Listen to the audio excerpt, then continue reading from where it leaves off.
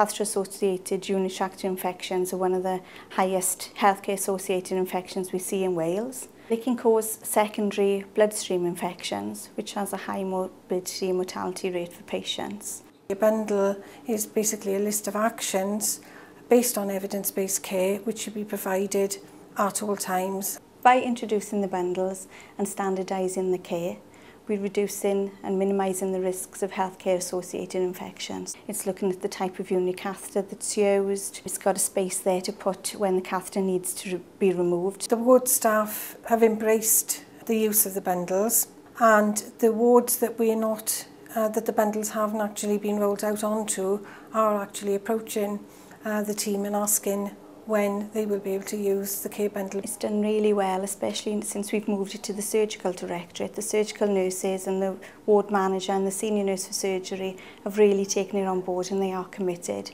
So our next steps is to spread to our accident and emergency departments and to theatres. The PVC bundles, we started the work back in January this year. We're trying to get them to question, do these invasive devices need to be used in the first place?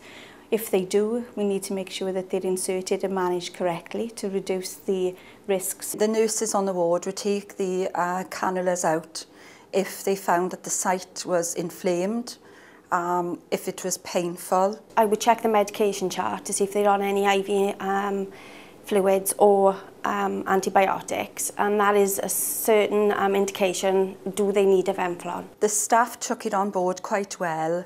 At first I thought they'd say it's another paper exercise, but they didn't. Patients are benefited because there are now reduced infections through the Venflon site. Since the bundle's been introduced, we have not had any line-related bacteremia. Before, I don't think we were as aware of the risk of infection. I certainly wasn't anyway. So this has introduced to me the importance of checking the Venflon. It's been a lot of work for us as an infection control team because there's only a small number of us, but it's been worth it when we see the results that we have in.